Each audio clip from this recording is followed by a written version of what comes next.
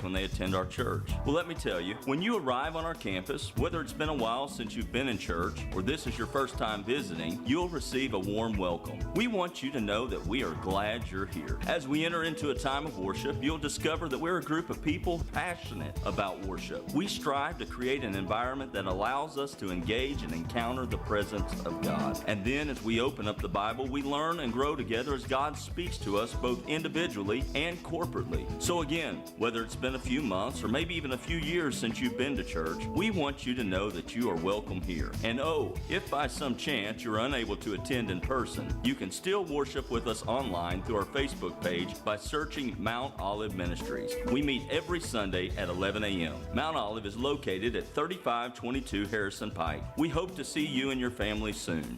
Cleveland Tire Center having a huge sale on Goodyear tires. Buy 3 Goodyears, get 1 free. Don't forget the Cleveland Tire Center service department for alignments, oil changes, and more. Cleveland Tire Center, 4699 North Lee Highway, where the name says it all. Goodyear, more driven. For a limited time, get Hardee's Big Cheeseburger with 100% American Angus beef for just $4.99. That's a deal no one can beat. Actually, we can beat it. Because you can also get Hardee's ham-breaded chicken sandwich for $4.99. The Pick a Sandwich deal. Only $4.99. Only for a limited time. Only at Hardee's. Participating restaurants only. Tax not included. From the Kia of Cleveland Studios, this is ESPN Cleveland 1013, WCLE HD2 Cleveland, W267BI Cleveland, ESPN Cleveland 1013. The top of the hour is presented by Best Buy Metals, making the top of your house the best it can be. Visit bestbuymetalroofing.com.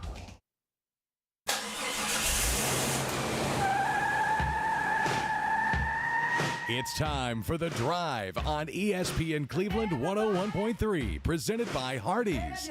We will bring you nonstop sports news from the national and local scene and everything in between. So buckle up and join in on the conversation. It's The Drive. Don't take no style. Got a thirst for killing.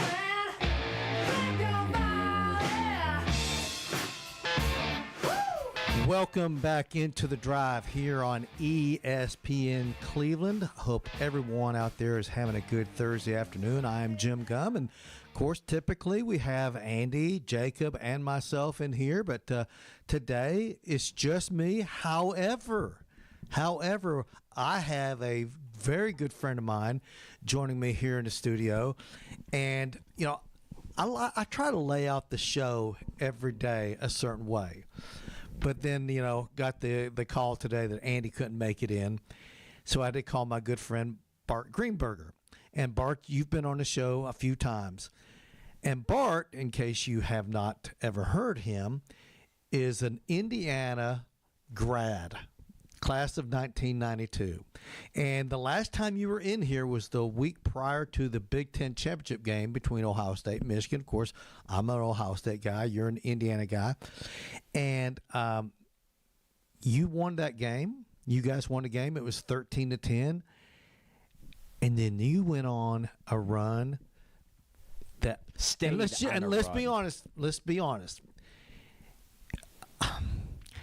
I thought Indiana had a shot, but I really was a little bit like, gosh, can they do this 3 times in a row? That's hard. It's hard to win a national championship. It's hard. But here in Indiana, they beat Ohio State. They throttle Alabama. They really dominate Oregon. And then they had a really exciting game against Miami. In Miami, of all places, in their home stadium. I got to get your thoughts and take your time. Tell me how this run of the last 2 years has been for a true Indiana Hoosier. First of all, thank you for having me, Jim. I love it. Thanks for letting me come on and talk sports with you. As you know, we were the losingest program in the history of college football. Yeah, more losses than any team at the FBS level. That's correct.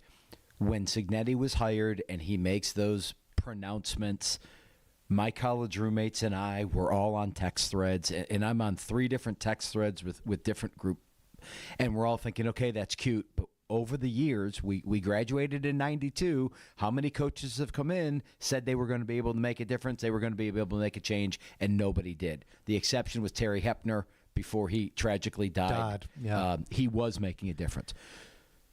So Signetti comes in, and we win our non-conference games of 24, and we're like, okay, we've been here before, but. And then they win, and then they keep winning, and then they're 6-0 and 8-0 and 9-0. This is of 24. 2024, right. And they make it to 10-0. Your Ohio State team kicks our tush. But that game was a lot closer than the score indicated. It really was. I mean, the punt return, that was the big difference in that game. And the botch punt that Indiana had at the end of the first half. So special teams really cost Indiana. That game was going to go down to the end of the fourth quarter in my book. That's right. And then Notre Dame, they manhandled us for 3 quarters. Yeah, we made it a little close at the end. But bottom line is, Indiana got their tush handed to them 2 consecutive games. And all you heard off season was Signetti knew what needed to be fixed. Yeah. And there was a lot of other people, and myself included, who said, yeah, that was nice, but Indiana will never sniff the playoffs again. That was a fluky thing. It happened. Everybody said it. I did. I'll admit it. I'll raise my hand and say I was a non-believer in Signetti maintaining this. All right, continue. 2025. So now, even before we get to the season, we then sign Francisco Mendoza. And my college friends and I were sending articles back and forth about Mendoza. And by the way, I don't know if you know this. Fernando had a negative image coming out of California.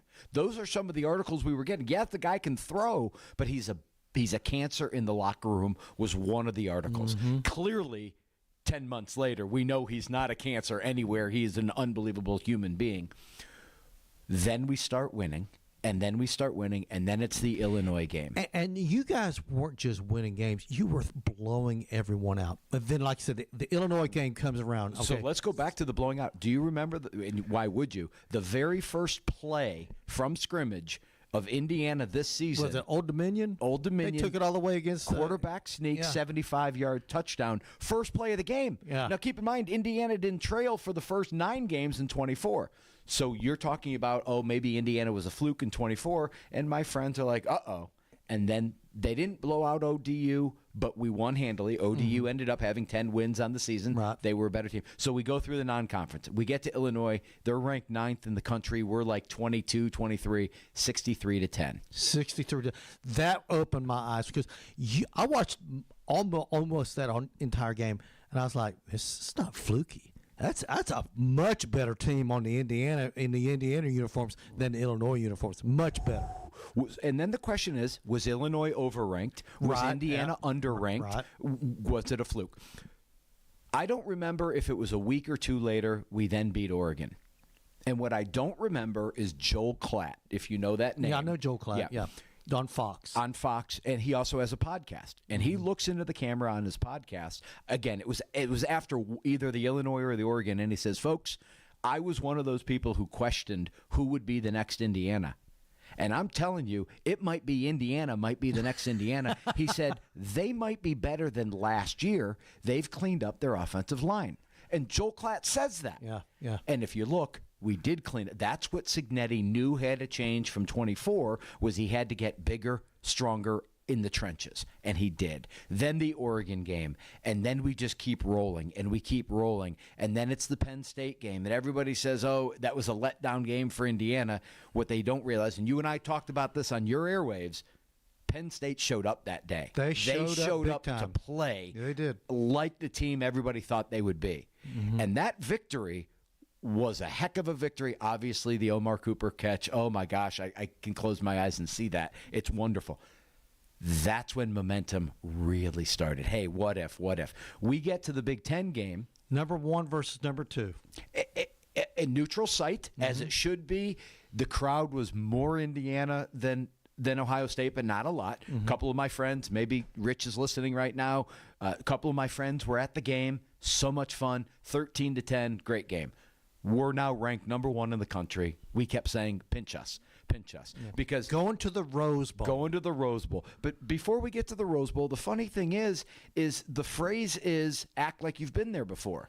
Well, but you haven't. Indiana has never sniffed this area of been there before. Exactly. We've never. So we go to the Rose Bowl, and we're thinking, Against okay. the Crimson Tide of Alabama, the ultimate blue blood in college football. We know what they've done the last 20, 25 years. We know. Consistently. And all the lines, Signetti was on Saban's staff, and Kalen DeBoer was the offensive coordinator for Indiana. So there was a nice little tie-in. Mm-hmm.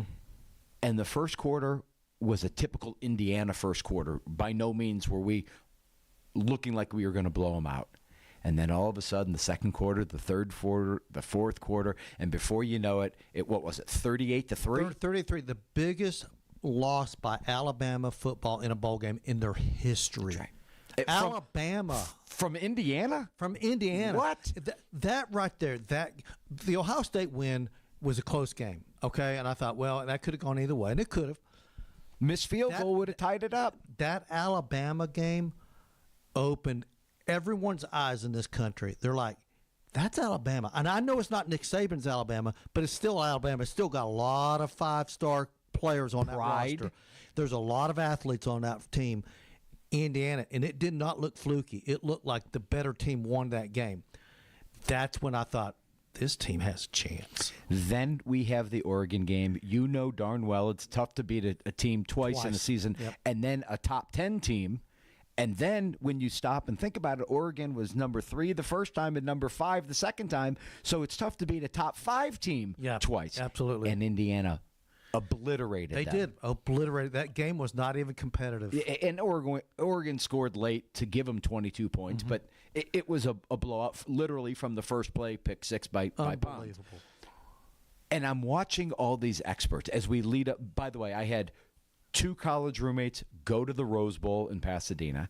I had 2 other friends go to the national championship game. My friends couldn't believe that I wouldn't drive down to Atlanta. To the Peach Bowl? I wouldn't. I had, Jim, you know me well enough to know I'm a little bit superstitious, a little bit OCD. I watched every single game from my recliner in my TV all year long. I was not going to change that. I hear you. I wasn't. I hear you. So then we obliterate Oregon. So then you're playing Miami, which Miami, they put it to Ohio State. And I'm like, this Miami team's really good. And the game's being played down in Miami. Well, after they outlasted Ole Miss. Ole Miss, yeah.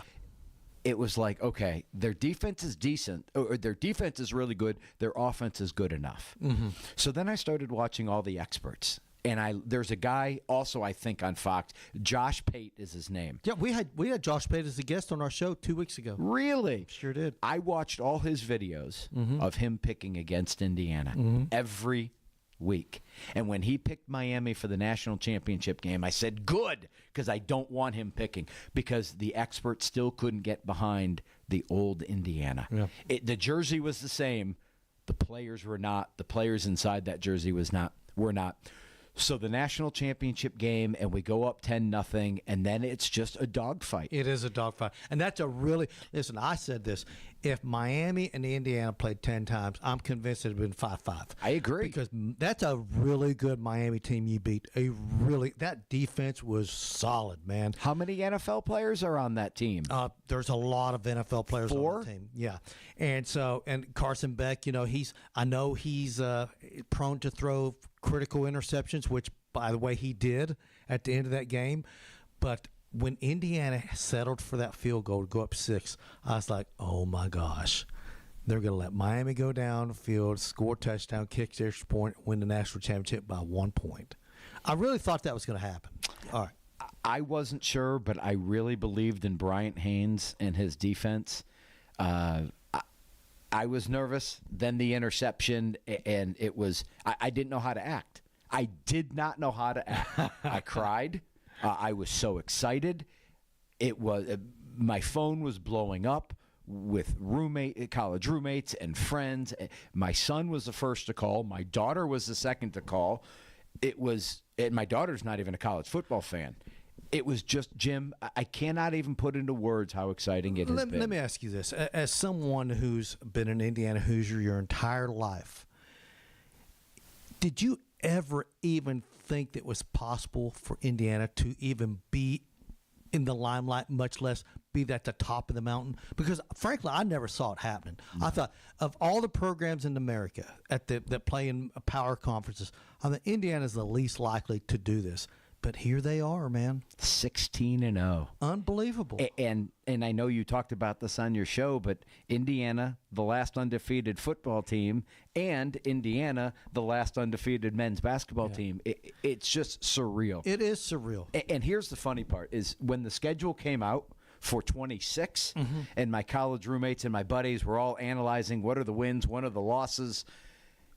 The funny thing is, not that they will, but if Indiana went 10-3, there would be Indiana fans who are now clamoring for Signetti's job. That's you know, the word fan is short for fanatic, and that's what it would be. Because 2 years ago, if you said Indiana, you can go 10-3, you're like, where do we sign up for that parade? Where's the parade at 10-3? It's absolutely insane. But I knew the next time I got you on here, I was going to have to go through this. I want to say, how does it feel to be an Indiana Hoosier? And now you're like, okay, football team. Hey, basketball team, it's time to step it up, right? Isn't that? It is. This isn't the year.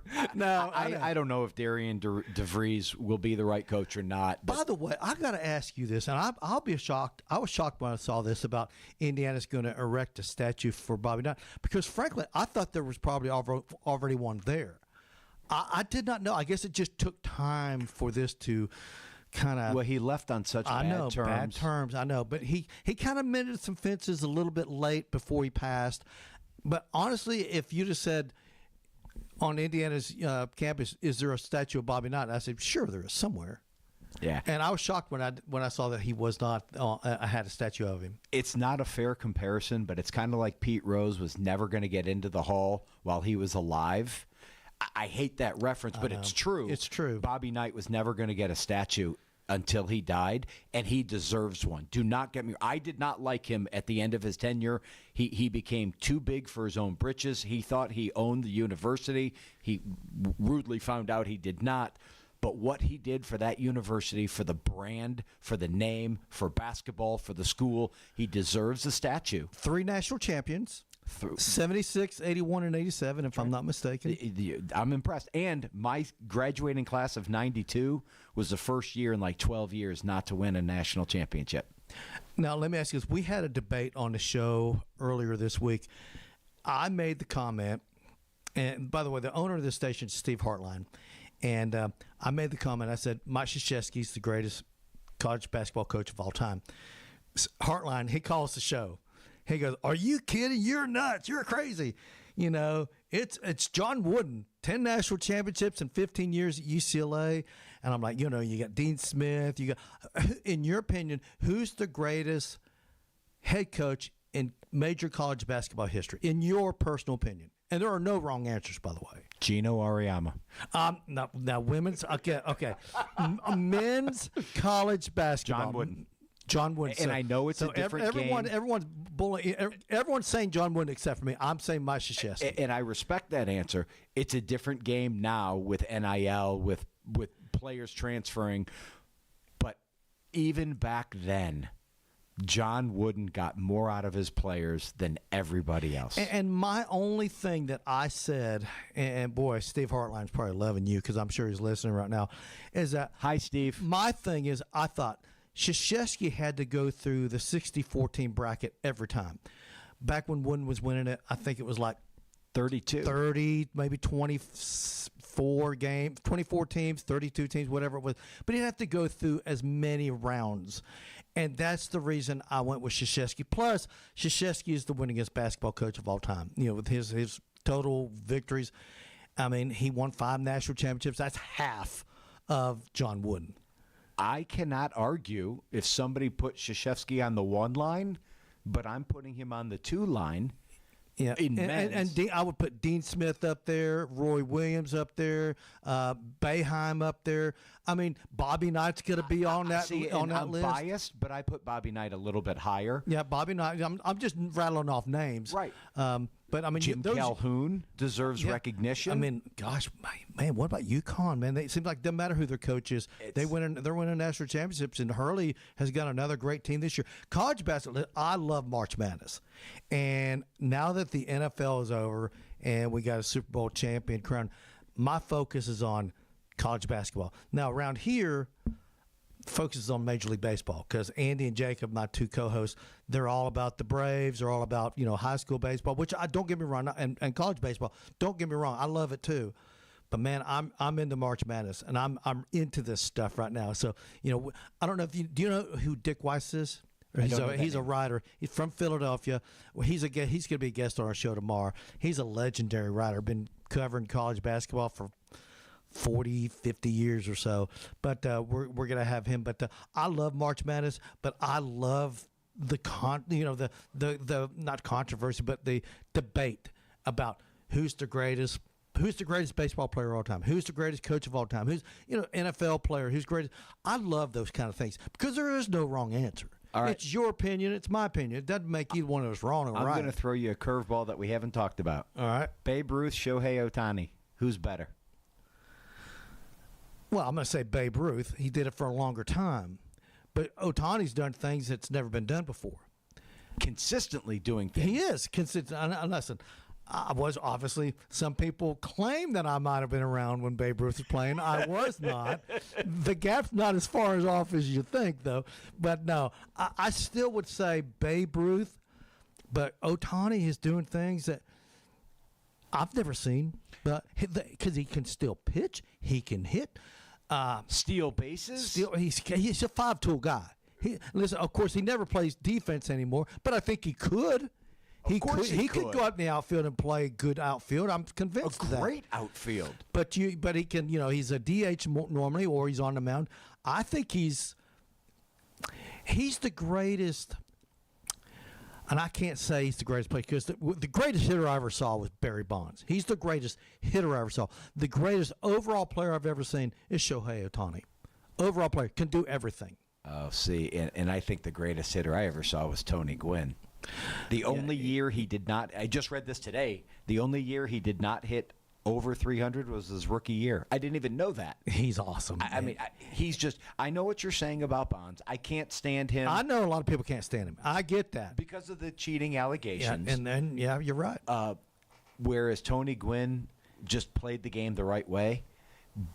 But the argument for me, Shohei has just done it at a level that not even Babe Ruth, in my opinion, has done it. I know we need to go to break. Yeah, let's go. We're going to take a break, and when we come back, we're going to get more into some of this debate going on between Bart and myself. I love this. Hey, you're listening to ESPN Cleveland 101.3. We'll be back after these messages. The Drive will be back after a quick timeout. Stay tuned for more nonstop sports talk on The Drive, presented by Hardees. This is your Hardees 2 for $5 breakfast mix and match alarm. We've got fluffy eggs and sausage on a made-from-scratch biscuit ready. Or perhaps biscuit and gravy. Ooh, maybe a sweet cinnamon roll. Wake up and smell that sweet deal. Mix and match any two for just $5 for a limited time. Only at Hardees. Don't snooze on the app. Snag juicy deals, order ahead, and get to work on time. Maybe. Exclusive app offers for registered My Rewards members only. Available for a limited time at participating restaurants. Did you twist an ankle? Hurt your shoulder? Or maybe that weekend project left you with more than sore muscles? Center for Sports Medicine and Orthopedics is here to help. Our Urgent Ortho Walk-In Clinic in Cleveland is open Monday through Saturday, treating sprains, strains, fractures, and more. No appointment needed. There's no need to drive to Chattanooga for expert orthopedic care. Call, schedule online, or walk in today and get back to moving pain-free. Center for Sports Medicine and Orthopedics. The Center for expert care right when you need it. Tax refund checks make a great time to trade in and trade up to a Honda True Certified Pre-Owned Honda. At Honda Cleveland, a Honda True Certified Pre-Owned vehicle is like a brand new Honda, but for thousands less than new. Every true certified Honda is carefully inspected, backed by an outstanding warranty, and comes with complimentary oil changes and 24/7 roadside assistance. There's even a 3-day exchange policy. I just love the customer service. They're very customer focused. I've been very pleased with Honda of Cleveland. Or if you're just not ready to trade in yet, Honda Cleveland makes it easy to take care of the ride you have. Buy tires or parts or have service done now and pay over time with up to 3 months interest-free with no hard credit check and a 90% approval rate. Smart timing, smart options, and a smarter way to drive something you'll love. Honda Cleveland. Your car, your way, every day. I-75 exit 20, just 1 mile east. Hope to see you soon. Cleveland, the all-new Select Flooring and Remodeling is now open at 5555 North Lee Highway. We carry the top flooring brands you know and trust: Mohawk, Shaw, Engineered Floors, and United Weavers. We also specialize in home remodeling and roofing, delivering quality you can count on. Take advantage of 24 months interest-free credit. Come see us Monday through Friday, 9 to 5, and Saturday, 9 to 2. Call us today at 423-889-3007. That's Select Flooring and Remodeling, 5555 North Lee Highway, Cleveland. From the floors to the roof, we've got you covered. No more varicose or spider veins. No more tired, achy, restless legs. No more restless nights. Start your journey to a better you with help from Milligan Vein. Their board-certified physicians have treated thousands of patients using the latest technologies to restore healthy, great-looking legs. There's little or no downtime, and your procedure is covered by most insurance. Milligan Vein, improving the quality of your life. Visit milliganvein.com or call Dr. John Milligan today at 423-961-5682. When it comes to protecting what matters most, it makes sense to choose an insurance agent that's a part of your community. Your local Allstate agent knows the ins and outs of both owning and protecting a home in your neighborhood. By choosing a local Allstate agent, you get an expert who knows the community and is committed to getting to know you. Which means George Gray can help you get the protection you want that fits you and your life. Are you in good hands? Contact George Gray, Allstate Insurance, today for a free quote. So what's the best way to pick a local law firm? Google 5-star reviews, of course. There are some local law firms with a few. There are some, though, that have a few more. Yeah. But if you want the local law firm with the most 5-star reviews, well, that would be Warren & Griffin by a long shot. I'm Seymour. I'm John Mark. We have more 5-star reviews than any law firm in this area. Call us at 265-HURT. We are your local law firm. Men, are you having testosterone issues? Don't risk your health at a pop-up low-T clinic. Tennessee Valley Urology offers safe, medically supervised treatment with real results. And they're expanding. Their new Ooltewah location opens this fall. TNValleyurology.com. Book your appointment today. Welcome back to The Drive, presented by Hardees. Join the conversation. Text 423-749-1013. You can also listen anywhere on our website, ESPNCleveland1013.com.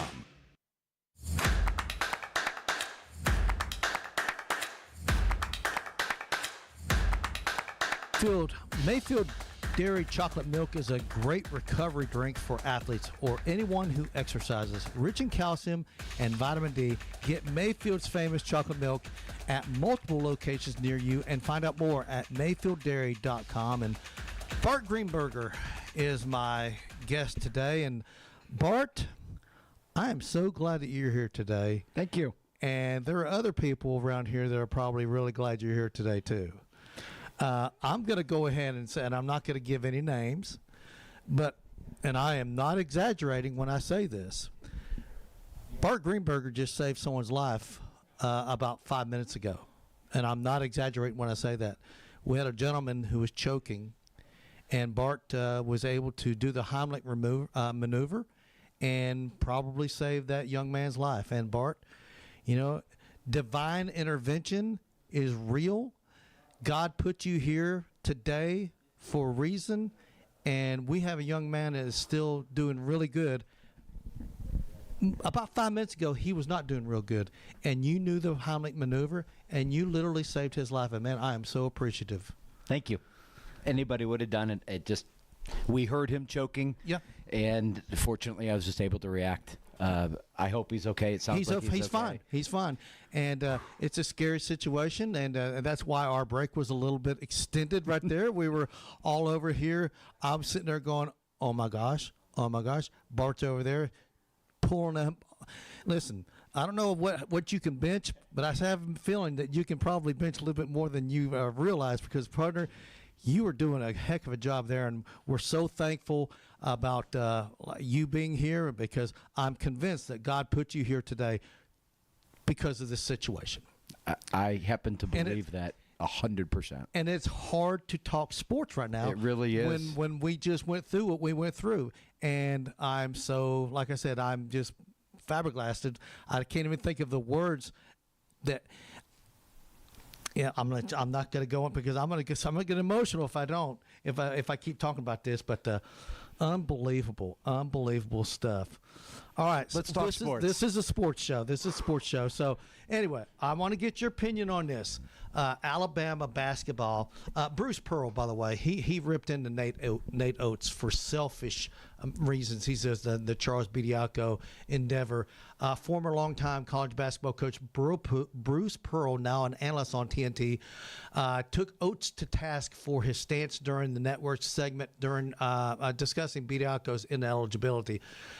And here's a quote from Bruce Pearl. He said, Nate said he'd played Bediaco 100 times again, and that tells me that Nate doesn't care about the Southeastern Conference. He doesn't care about the NCAA, and it's fine if that's what you're going to do with your student athletes. That's fine.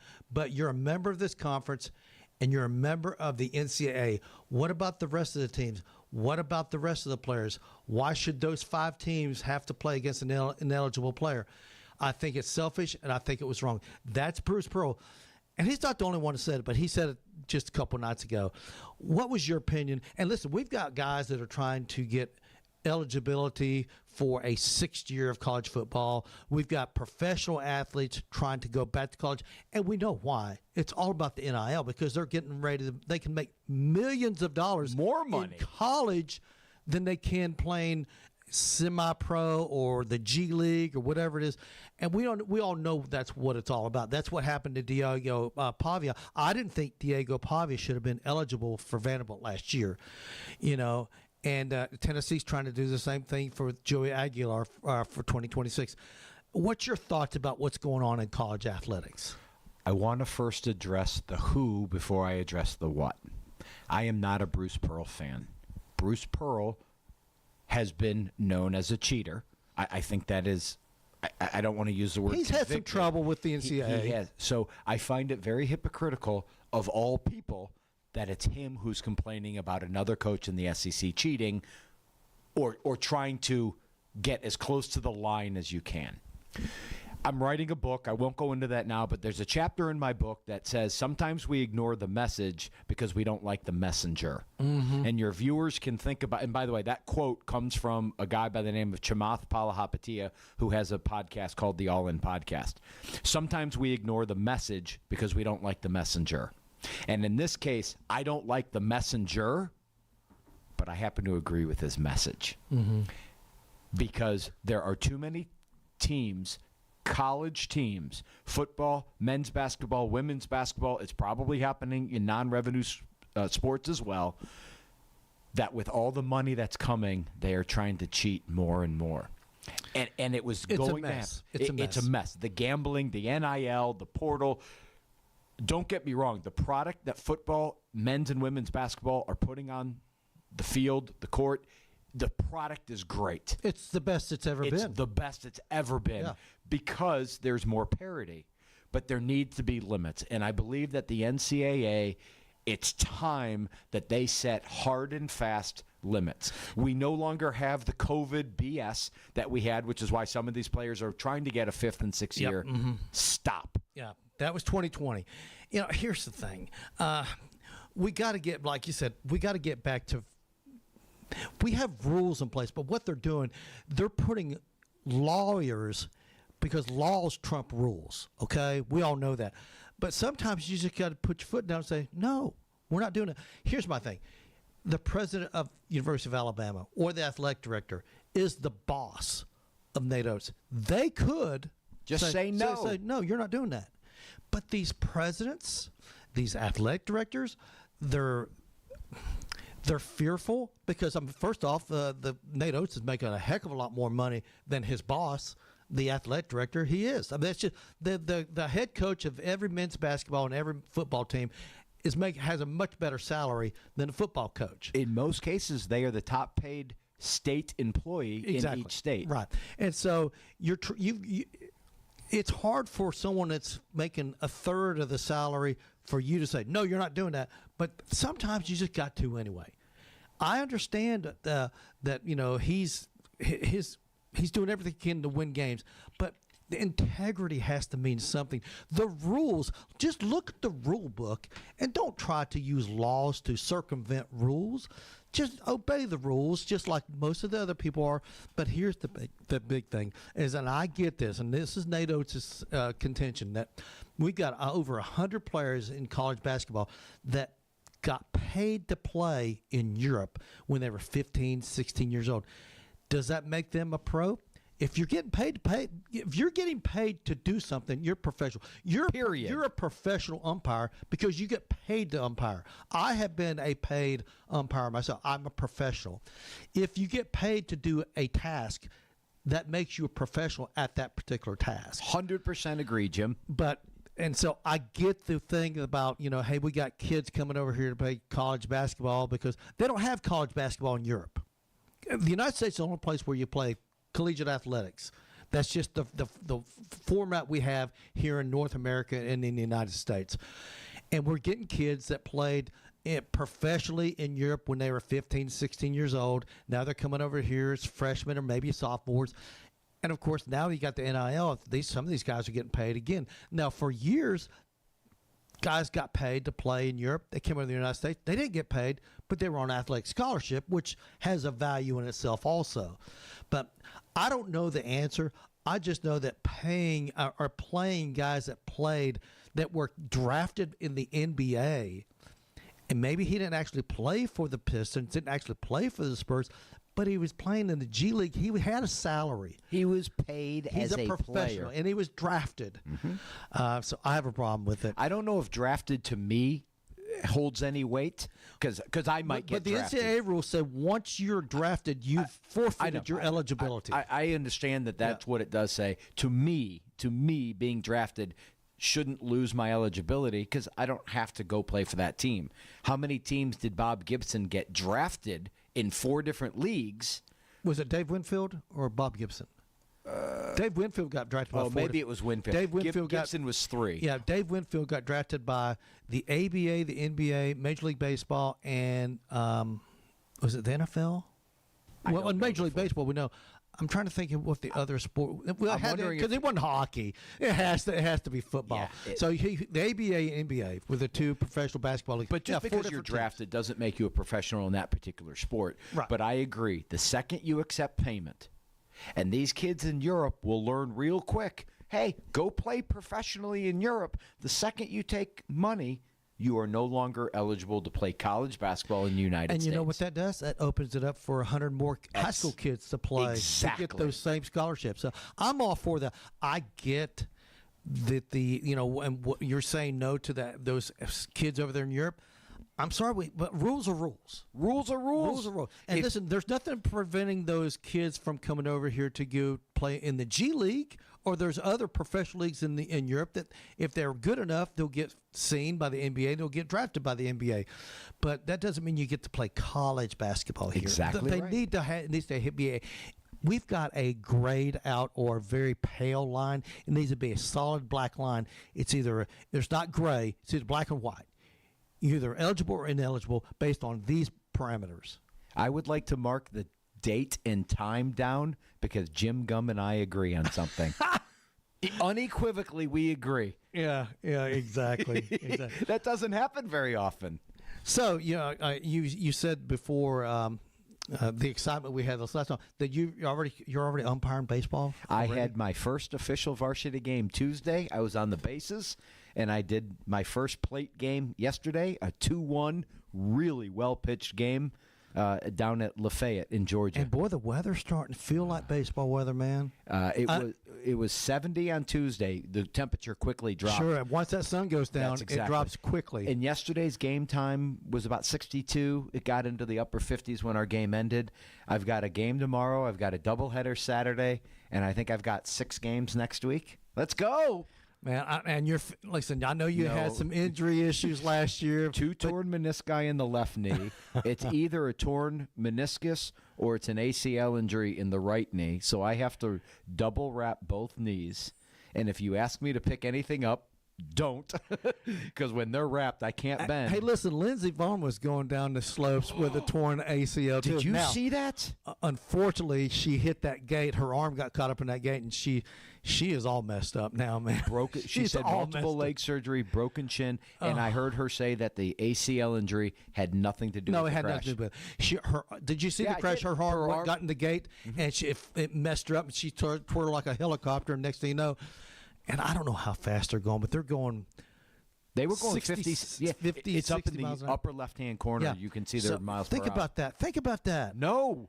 That is going to hurt when you hit that snow. I know that snow, sometimes you think of, it's a powdery snow. That snow's packed down pretty good there where they're going down that hill.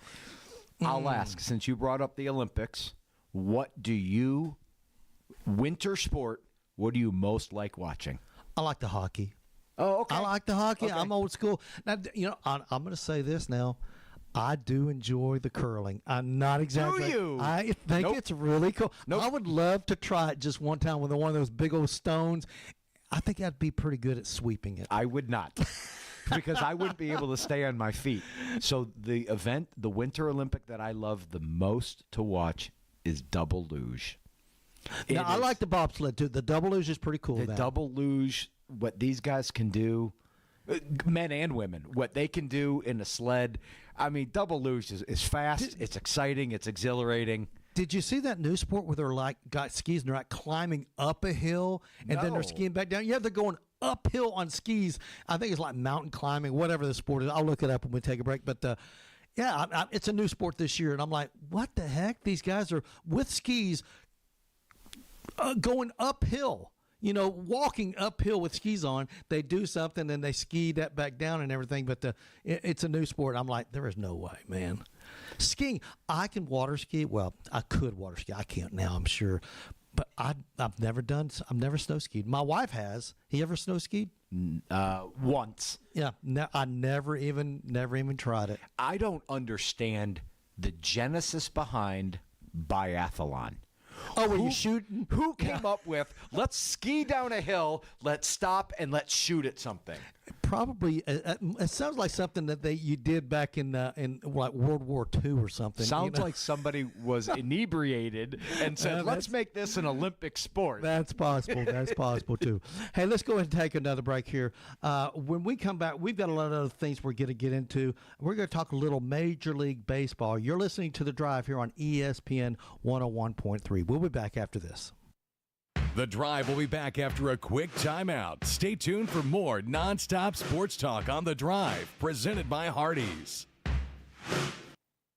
This is John Davis at Kia Cleveland on South Lee Highway. I'm no relationship expert, but I am passionate about low prices and even lower payments. In fact, my goal is to get you in the hottest car at the steamiest deal in the car business. Is your credit on thin ice? That's okay. Our lenders will say yes to you and yes to your situation, even if your credit is less than perfect. Plus, we'll indulge you with all the money for any trade in any condition. In fact, we will give you thousands of dollars over Kelley Blue Book market value for that old car you don't even like, even if it's from the Ice Age, towards the purchase of a new Kia that you'll absolutely love. You're going to love your car buying experience. I guarantee it. Come see me, John Davis, at Kia of Cleveland on South Lee Highway in beautiful Cleveland, Tennessee, where buying, selling, or trading your car is as easy as 1, 2, 3. Looking for the dealer who's gonna give you more. Kia of Cleveland Superstore. Negative trade equity finance and new loan subject to lender approval. Expired month end. KiaofCleveland.com. For a limited time, get Hardee's Big Cheeseburger with 100% American Angus beef for just $4.99. That's a deal no one can beat. Actually, we can beat it. Because Because you can also get Hardee's hand-breaded chicken sandwich for $4.99. The Pick a Sandwich deal. Only $4.99. Only for a limited time. Only at Hardee's. Participating restaurants only. Tax not included. ESPN Cleveland 101.3 is powered by Duracell. Tax refund checks make a great time to trade in and trade up to a Honda True Certified Pre-Owned Honda.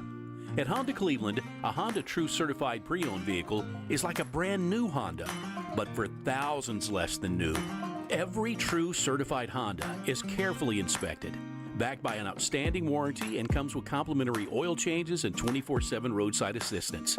There's even a 3-day exchange policy. I just love the customer service. They're very customer focused. I've been very pleased with Honda of Cleveland. Or if you're just not ready to trade in yet, Honda Cleveland makes it easy to take care of the ride you have. Buy tires or parts or have service done now and pay over time with up to 3 months interest-free with no hard credit check and a 90% approval rate. Smart timing, smart options, and a smarter way to drive something you'll love. Honda Cleveland. Your car, your way, every day. I-75 exit 20, just 1 mile east. Hope to see you soon. Cleveland Tire Center having a huge sale on Goodyear tires. Buy 3 Goodyears, get 1 free. Don't forget the Cleveland Tire Center service department for alignments, oil changes, and more. Cleveland Tire Center, 4699 North Lee Highway, where the name says it all. Goodyear, more driven. Happy Valentine's Day from the Village Bake Shop. The Village Bake Shop has chocolate-covered strawberries, and also you can get thumbprints in a Valentine's heart-shaped tin. The Village Bake Shop in the Village Greentown Center in Cleveland. Do your legs feel heavy, tired, or achy? Do you have restless legs or leg cramps? Dr. John Milligan at Milligan Vein offers office treatment that can make you look and feel better within a day. And your procedure is covered by most insurance. Visit milliganvein.com. Welcome back to The Drive, presented by Hardees. Join the conversation. Text 423-749-1013. You can also listen anywhere on our website, ESPNCleveland1013.com.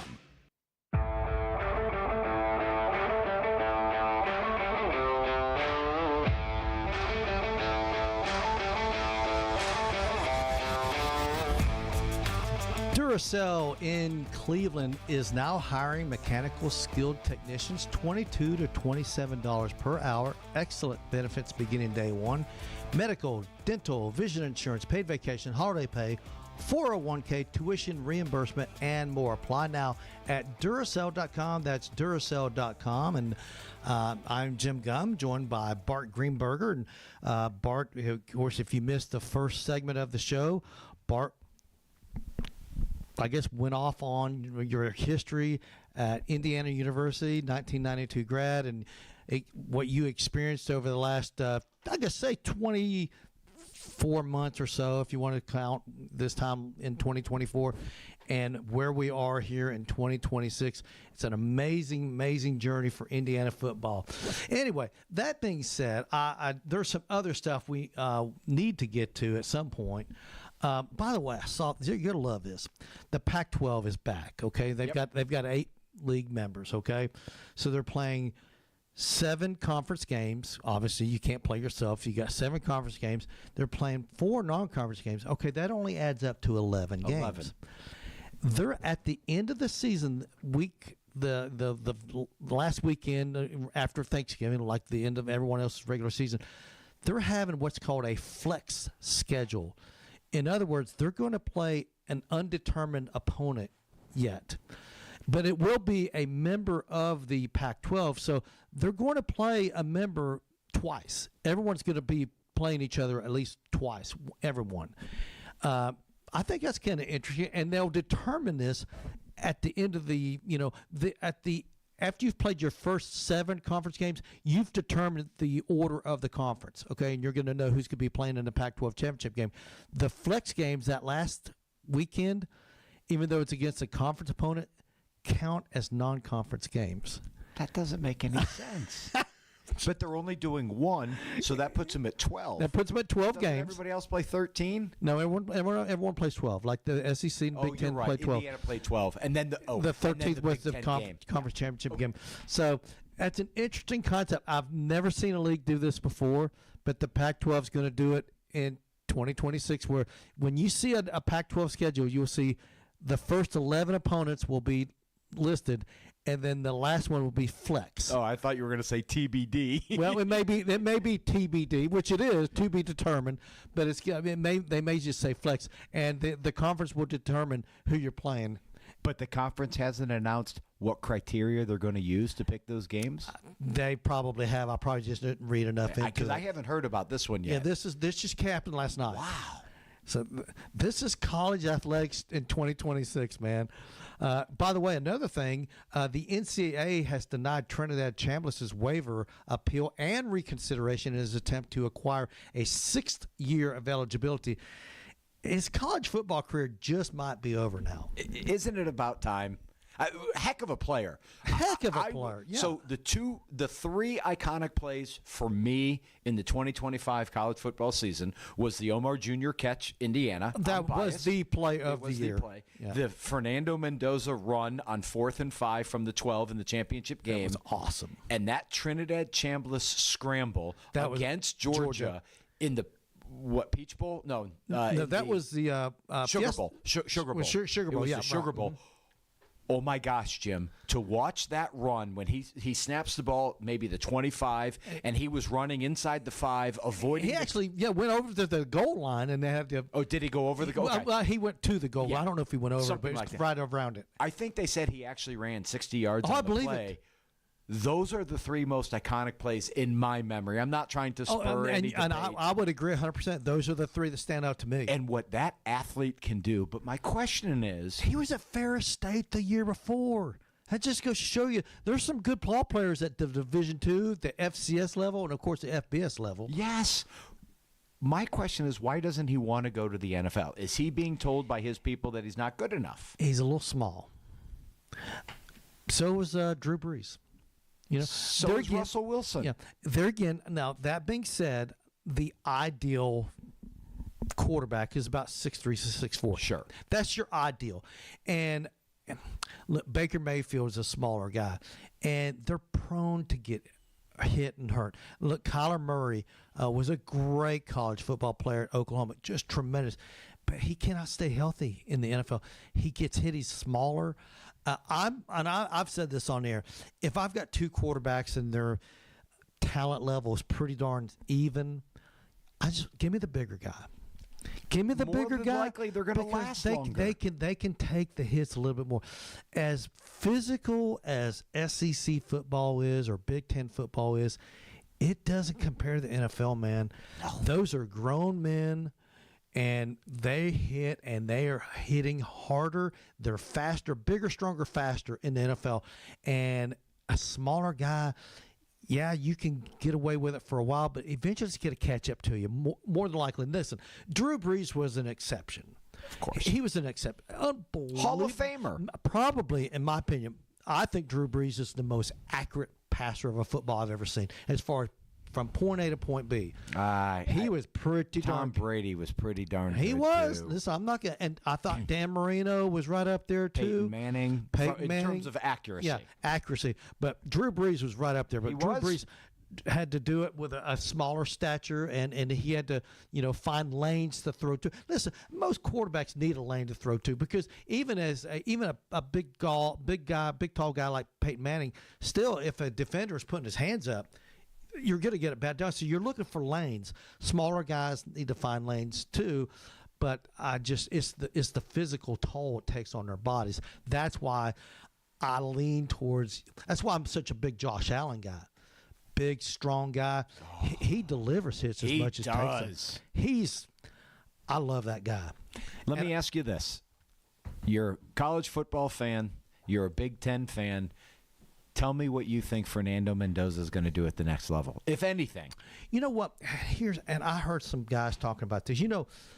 Patrick Mahomes' first year with the Chiefs, he started one game. He sat the bench and learned.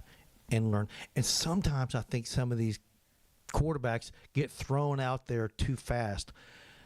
And it messes with their side. Listen, Sam Darnold was a disaster in New York, and I thought his career was – I thought he was going to be labeled a bust. He goes to Carolina. He went to multiple teams. He goes to Indy, has a really good year last year. No, Minnesota. I'm in Minnesota. What did I say? Minnesota. He goes to Minnesota, has a really good year, signs with Seattle. All he does is win a Super Bowl. 14 wins, when just 3 years ago, he was labeled a bust.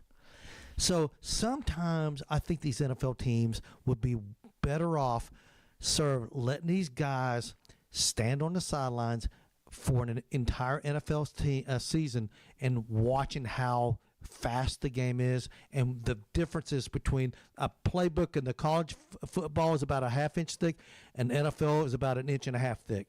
There's a lot more you got to learn, and I sometimes think it would be better off. That being said, I think Fernando Mendoza, I think would be better off served if he could just sit on the sideline, but for at least a half a year, if not the entire year, take it in, because I do believe he's got the talent to be a big-time star in the NFL. I really believe that. What about you?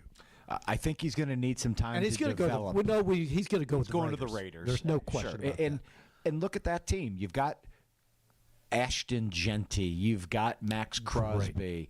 Well, I hope Max Crosby. Okay, there. good point. He's a little bit disgruntled. They got a great tight end there. Brock Bowers. From Georgia. They've got the makings of. I don't think Mendoza's going to go in, especially not the first year, and light it up. Yes, he did at Indiana. That's a little different, but I think he needs time to mature, learn the system, and if the Raiders had somebody that he could sit behind for a year, but I don't know Geno Smith's contract. I'm assuming he's a free agent now. I don't know that. Do you? Yeah, okay. I'm not 100% sure about Geno Smith's contract situation, but I'm assuming he's going to be back with the Raiders next year, and I think it would be beneficial, especially because he's been in the league for a long, long time. He's had success and he's had failure. I think Sam Darnold. You could look at Sam Darnold's career and say, this would Sam Darnold have been better off if he had sat for a year with the Jets? Would he have been a better quarterback? We'll never know now. We'll never know. We've seen this before. I mean, Jim Plunkett, great example. Jim Plunkett played for New England, had a little success, but for the most part, he was an average to below average quarterback. Goes to the Raiders, wins 2 Super Bowls there.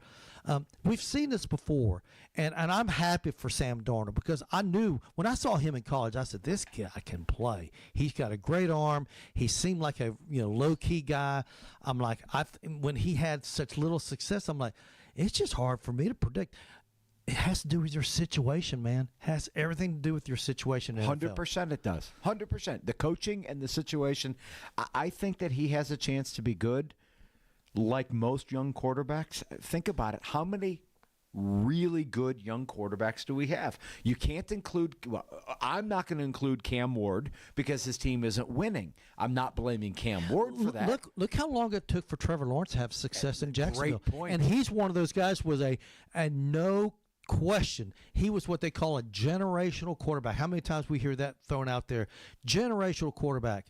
We do see guys have immediate success from time to time, but it's rare. It's rare. It is, and they don't last. The younger guys. Occasionally they do. Occasionally. Okay. There are exceptions out there. But, man, for the most part, the NFL is a different animal. Bo Nix is going to be one of those. This is what, his second year, maybe his third year? Third year coming up. Third year coming up. This will be 2026 will be his third year. Yeah. So look what he did, taking his team to the championship game in his second year. And then, of course, he got hurt. Horrible. We'll never know. No. Oh, no, well, we'll know. I'm pretty confident that Denver would have won. Yep. But obviously, you got to have health is everything in the NFL. Being healthy is in it. And that's why, the NFL's throwing out this 18th game. And the players are like, no way, man. They keep turning it down. The 17th was a thing that we should have never agreed to. Now they're trying to get an 18th game. And to me, a 17-game season is a clunky because it's an odd number. So you got, some teams play 8 home games, others play 9, and then it alternates between AFC and NFC every year. And then you got all these international games. There's going to be 9. Australia. It's a 20-hour flight to Australia.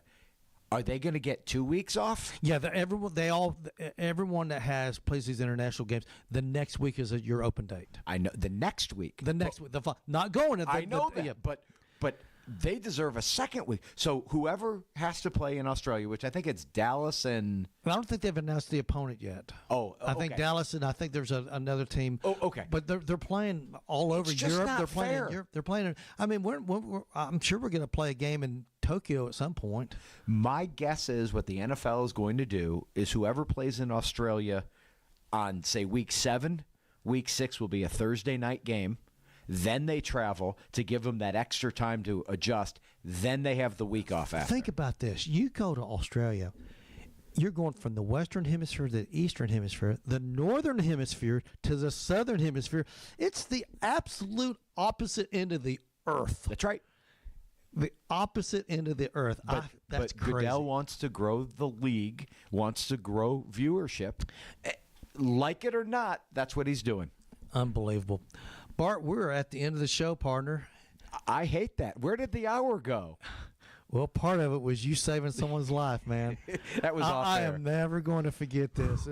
Do I have a story to tell the other co-hosts on the drive about this, man? Thank you so much for coming on. Thank you for having me. This has been a blast. Appreciate it. Hey, you've been listening to The Drive here on ESPN Cleveland 101.3. I hope everyone out there has a great rest of your day.